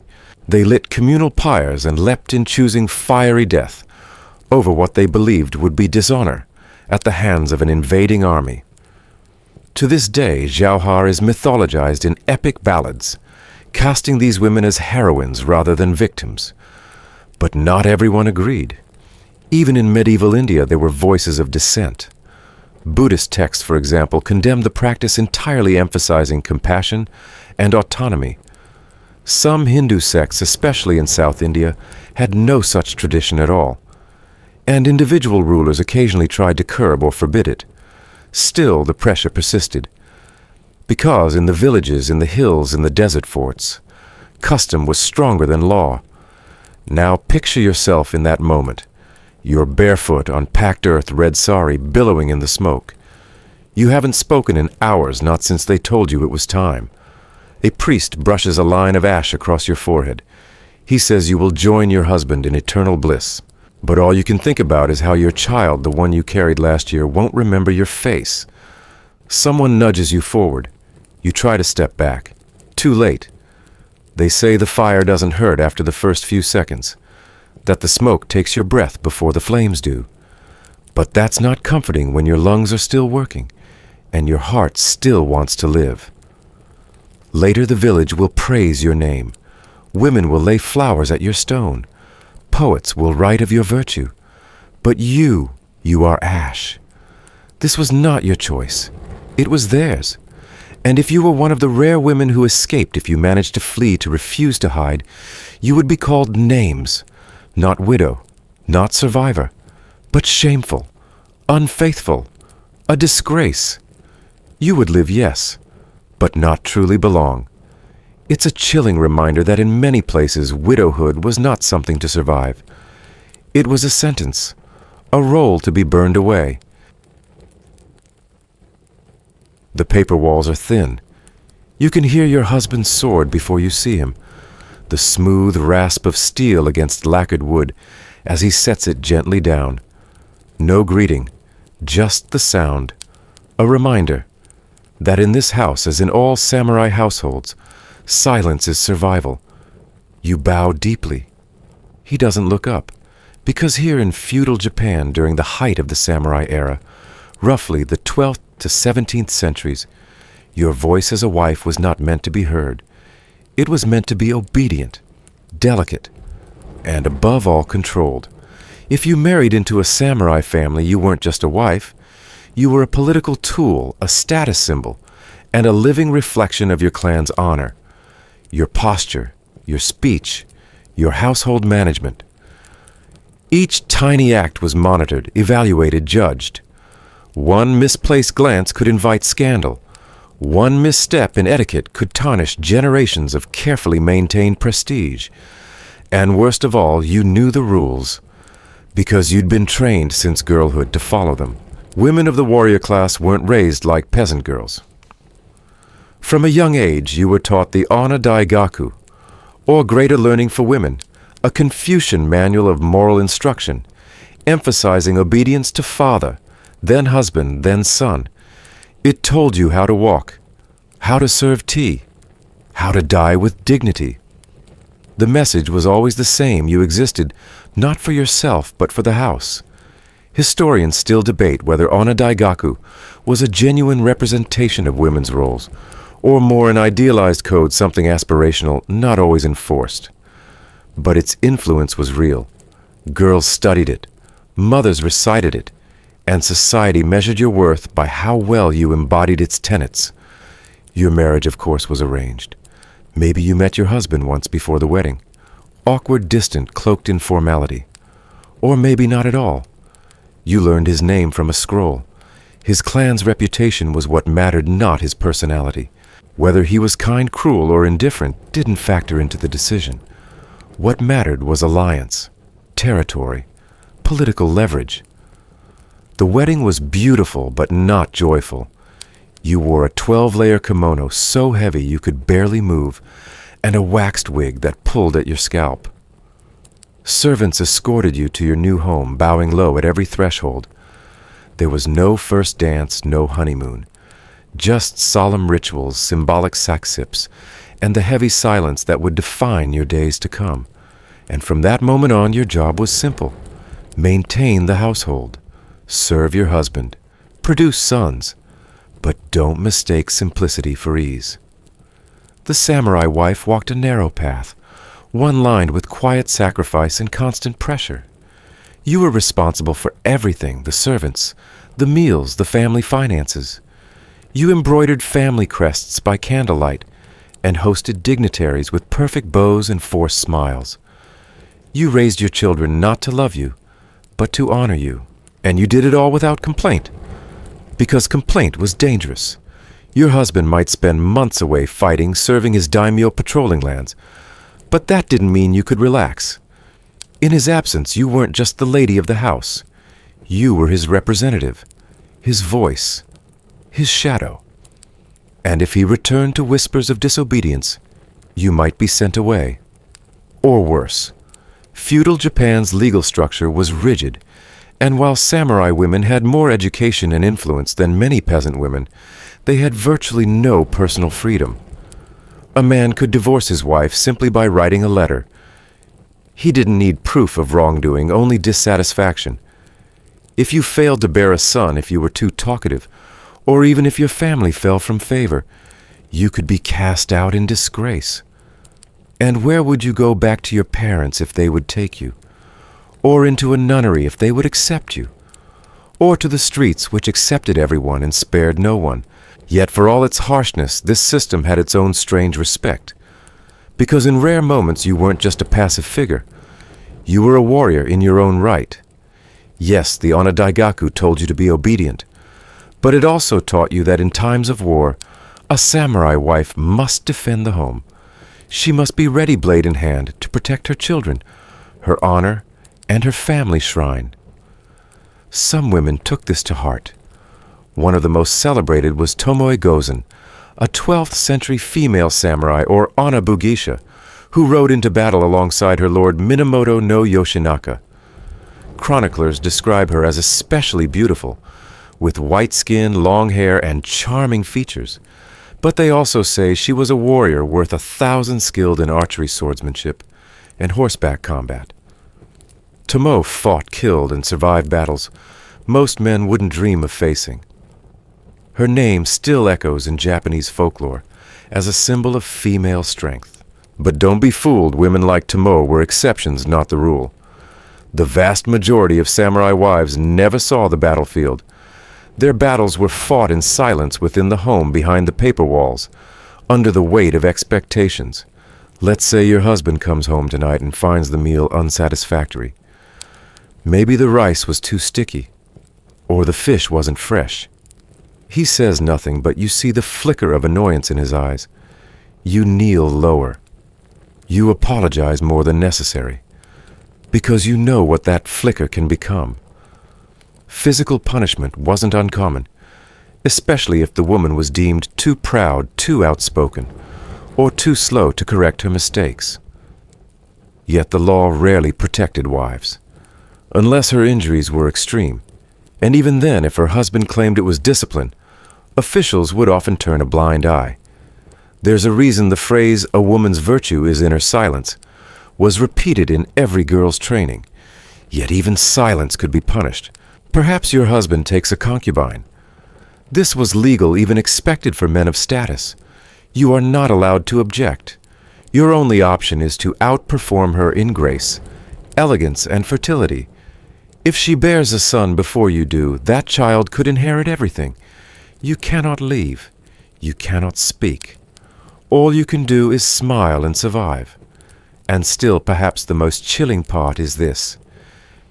If you ever dishonor your family, if you ever commit adultery, or are merely suspected of it, there is only one honorable exit. You do not run. You do not beg.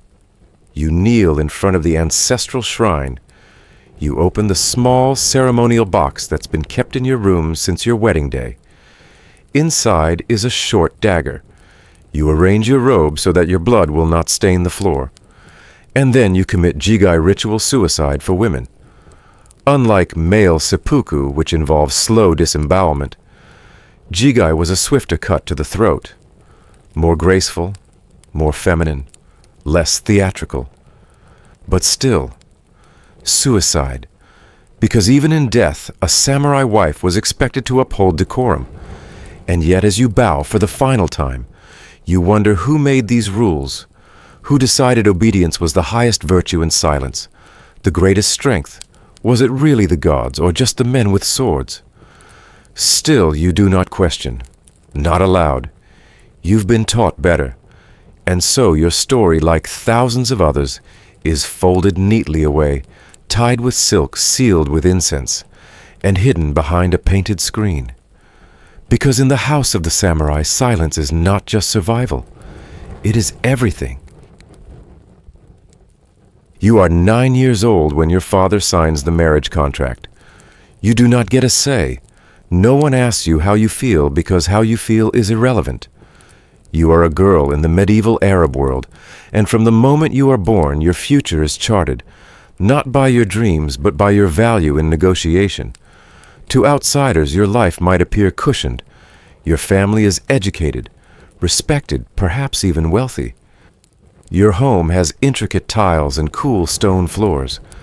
There are dates and almonds in the kitchen, sweetened milk with rosewater, and poets' verses recited in the courtyard.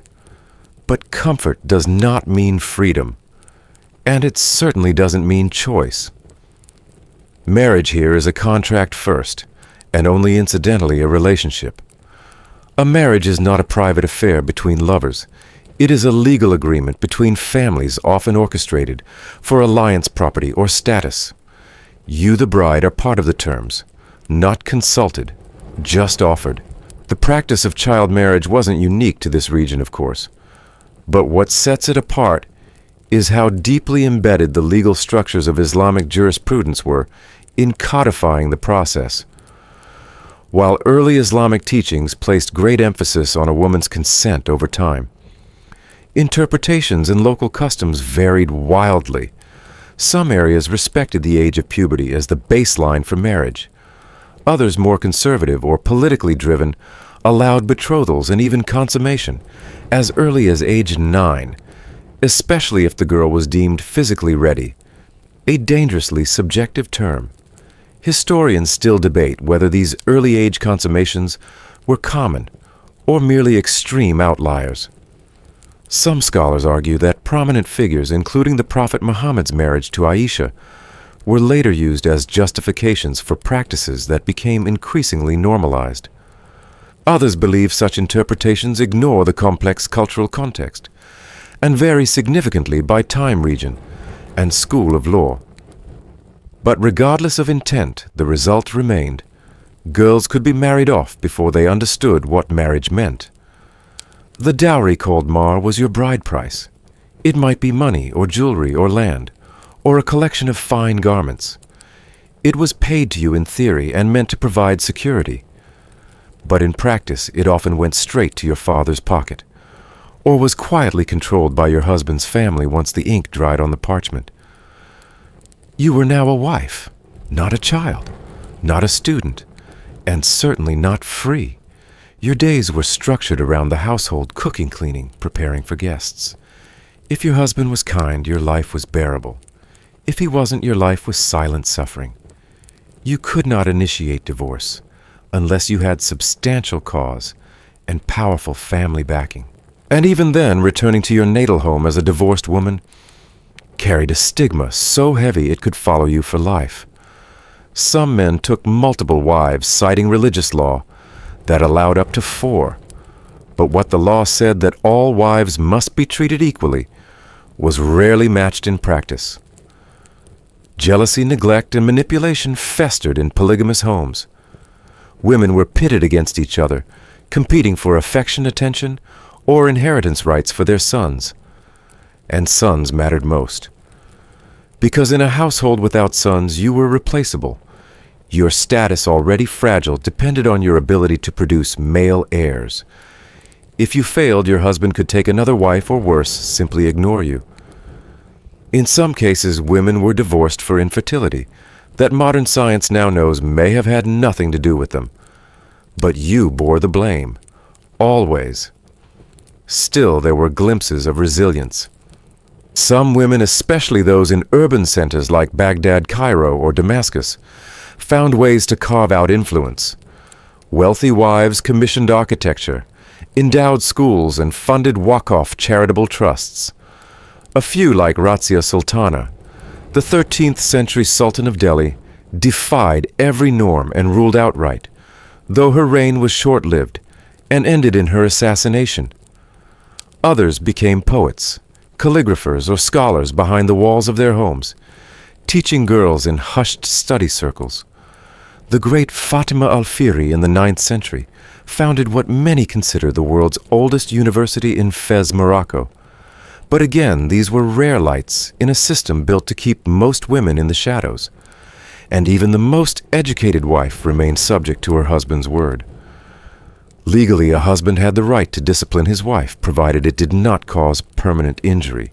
This clause was vague, so vague it allowed for beatings, isolation, and humiliation, so long as bruises didn't show at court.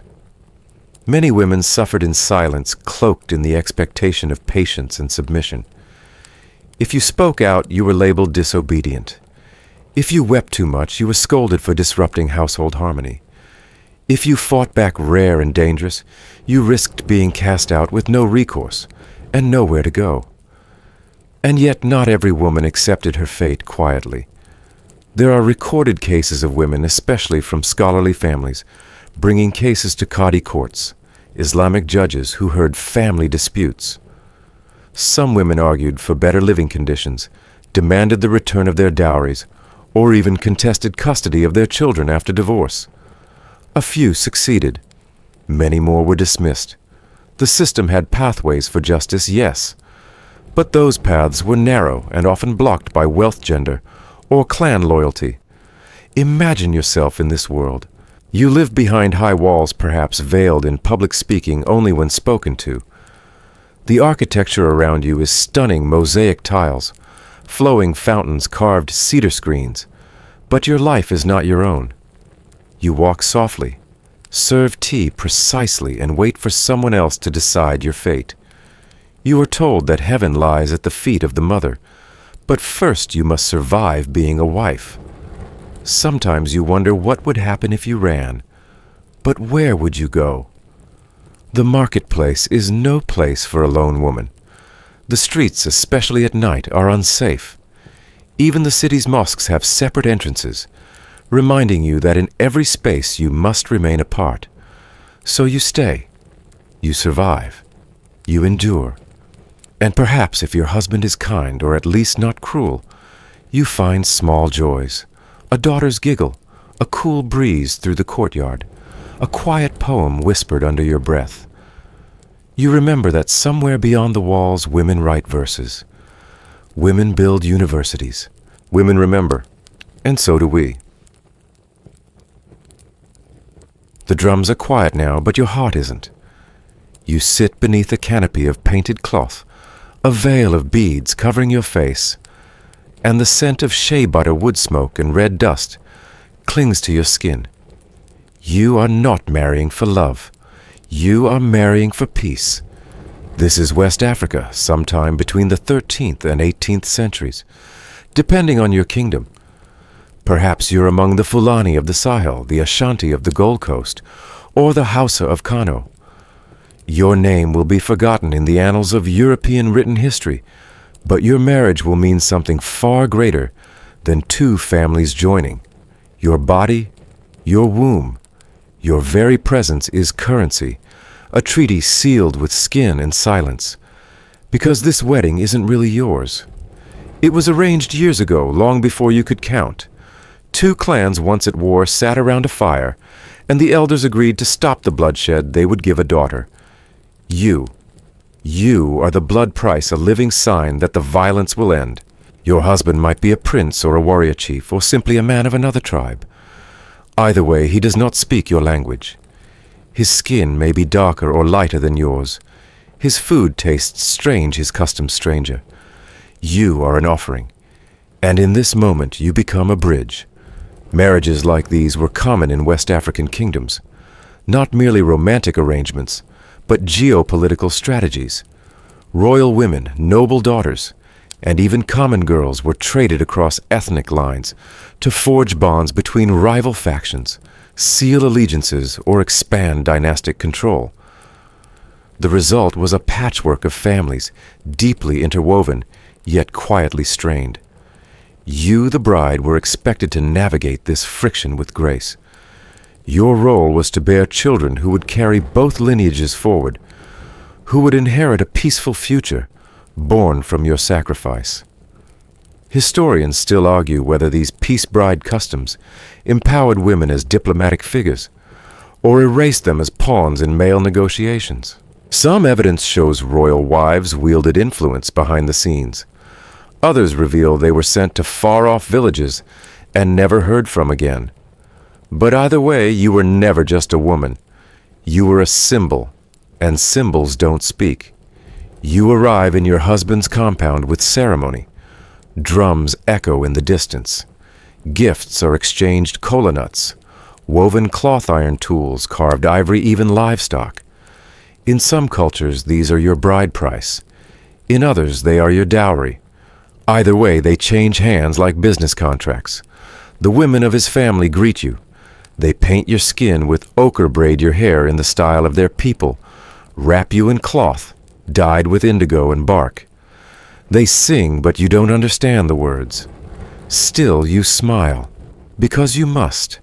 That night, your real initiation begins. There may be no priest, no audience like in Europe, but there is expectation. The consummation is assumed. And if you are too young, too frightened, or too confused, it does not matter, because your body is now part of diplomacy. The next day you begin your new life. You are expected to learn the language, understand the customs, adopt their gods or ancestors or spirits, whoever is honored in your husband's land. You cook meals you never tasted before, give greetings in tongues that twist your mouth, and answer to a name you did not choose. There is no one to confide in. You may be treated kindly or harshly, but never equally. Even if you are a royal, your position is precarious. As a foreigner, your loyalty is questioned. As a woman, your power is invisible, and yet you endure. Some days you are paraded as a symbol of harmony, a peace bride, a living emblem of unity. Other days you are reminded you will always be from somewhere else. You hear it in the muttered words when food goes wrong, or a child cries, or your accent slips. Still you perform your duties. Bear children. Raise them to honor both lineages. Ensure no one forgets where the peace came from. Sometimes peace does not hold. If war returns, you may be discarded, sent back to your people, as proof of broken alliance, or worse, kept as a hostage. If your husband dies, you may be inherited by his brother. Some regions practiced widow inheritance, where a woman was passed along like land or livestock to keep her within the family. In other kingdoms, like the Ashanti Queen, mothers had real power. They advised kings, led councils, and selected rulers. But this influence was often limited to elite women, and always within strict cultural boundaries. For most women, marriage was the only acceptable path. Unmarried women were viewed as outcasts. Widows were expected to remarry quickly or join religious or ancestral cults, often secluded for life. And if you dreamed of leaving, there was nowhere to go. The social structure was too tight, the expectations too high. Running away brought shame to your family and punishment to yourself. So you stayed. But in your mind, you remember the woman you were before, the girl who danced under mango trees, the one who knew every route and path in her village. Her voice is faint now, but not gone. Because even when erased from history books, women like you left marks in names passed down in rituals, preserved in the laughter of your children. You were traded like currency, but you were not worthless, and in your silence you carried the weight of peace. And now somehow you're still alive. After all the child marriages, the public humiliations, the childbirths that felt like execution dates, and the husbands who could legally beat you with sticks as thick as their thumbs, you've made it into your 20s. Maybe. That alone makes you a survivor by medieval standards. But survival in this world never meant freedom. It meant existing in a society that treated marriage not as a partnership, but as a transaction, one that bartered away your body, your rights, and your future, long before you could read your own name. You may have outlived one husband, or two. Maybe you've remarried for survival, not affection. Your dowry has long been spent, your youth worn down by years of pregnancy and grief. And still you're expected to smile, to serve, to remain grateful for a life that could have been worse. Because after all, at least you were married. That's what they say when your back aches permanently from a dozen deliveries. When your children are taken from you after your husband's death, his estate passed to his brother, not his widow. When the bruises fade just in time for the next correction, and yet you carry on, because there's no other option. But you, sitting there today in your bed or on your couch, listening to the quiet hum of air conditioning and scrolling past strangers on dating apps, you have options. You swipe left because someone used the wrong emoji. You unmatch because they don't like dogs. You date for love, for compatibility, for fun, for nothing at all if you so choose. That freedom didn't fall from the sky. It was paid for by centuries of women who never got the chance to choose. Women who bled on wedding beds, who were buried in childbirth, who were beaten, discarded, and replaced without question. Women who were told they were lucky to be married at all, even if it killed them. And not just in medieval Europe. As we've seen from the Forbidden City to the samurai households of Japan, from the sands of ancient Egypt to the markets of Fez, from India's widow pyres to the palaces of West Africa, the story repeats. Different faces, Same pattern. It wasn't always evil. Often it was cultural, systemic, even loving in its own distorted logic. Parents believed they were protecting their daughters. Husbands thought they were fulfilling their roles. Religion, law, and economy all tangled together in a web that made oppression look like order. Historians still argue about the nuance, what was cruel, what was custom, what was survival. But for the women inside those systems, the difference hardly mattered. Whether you were locked behind palace walls, burned on a funeral pyre, or quietly erased in a foreign land, the result was the same. You were married, yes, but never yours.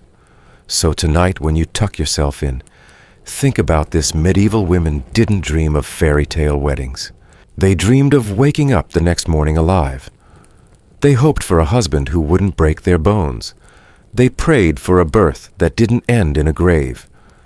And in their silence, in their survival, in their impossible endurance, they carved the world that would someday let you say no. No to marriage, no to tradition, no to a future you didn't choose. You are the product of everything they couldn't be, and everything they dared to endure anyway.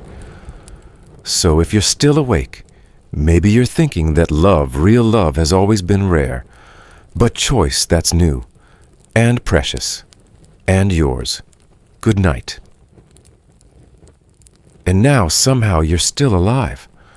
After all the child marriages, the public humiliations, the childbirths that felt like execution dates, and the husbands who could legally beat you with sticks as thick as their thumbs, you've made it into your 20s. Maybe. That alone makes you a survivor by medieval standards. But survival in this world never meant freedom. It meant existing in a society that treated marriage not as a partnership, but as a transaction, one that bartered away your body, your rights, and your future, long before you could read your own name. You may have outlived one husband, or two. Maybe you've remarried for survival, not affection. Your dowry has long been spent, your youth worn down by years of pregnancy and grief. And still you're expected to smile, to serve, to remain grateful for a life that could have been worse. Because after all, at least you were married. That's what they say when your back aches permanently from a dozen deliveries. When your children are taken from you after your husband's death, his estate passed to his brother, not his widow. When the bruises fade just in time for the next correction, and yet you carry on, because there's no other option. But you, sitting there today in your bed or on your couch, listening to the quiet hum of air conditioning and scrolling past strangers on dating apps, you have options. You swipe left because someone used the wrong emoji. You unmatch because they don't like dogs. You date for love, for compatibility, for fun, for nothing at all if you so choose. That freedom didn't fall from the sky. It was paid for by centuries of women who never got the chance to choose. Women who bled on wedding beds, who were buried in childbirth, who were beaten, discarded, and replaced without question. Women who were told they were lucky to be married at all, even if it killed them. And not just in medieval Europe. As we've seen from the Forbidden City to the samurai households of Japan, from the sands of ancient Egypt to the markets of Fez, from India's widow pyres to the palaces of West Africa, the story repeats. Different faces, same pattern. It wasn't always evil.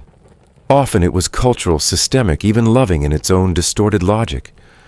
Parents believed they were protecting their daughters. Husbands thought they were fulfilling their roles. Religion, law, and economy all tangled together in a web that made oppression look like order. Historians still argue about the nuance, what was cruel, what was custom, what was survival. But for the women inside those systems, the difference hardly mattered. Whether you were locked behind palace walls, burned on a funeral pyre, or quietly erased in a foreign land, the result was the same. You were married, yes, but never yours.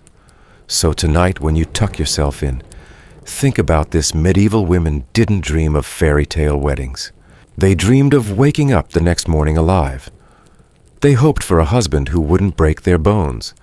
They prayed for a birth that didn't end in a grave. And in their silence, in their survival, in their impossible endurance, they carved the world that would someday let you say no. No to marriage, no to tradition, no to a future you didn't choose. You are the product of everything they couldn't be, and everything they dared to endure anyway. So if you're still awake, maybe you're thinking that love, real love, has always been rare, but choice that's new, and precious, and yours. Good night. Now let the candles go out. Let the heavy doors of the medieval castle close behind you. No more cold stone halls. No more legal contracts dressed up as ceremonies. No more silent women fading into the margins of a history they carried on their backs. Breathe in slow and even.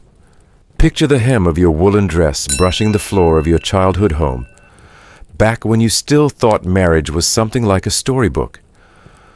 Picture the golden light falling across the old wooden beams, the smell of bread, baking herbs, drying thyme, moving softly. You are not her anymore. You are here now, and you are free.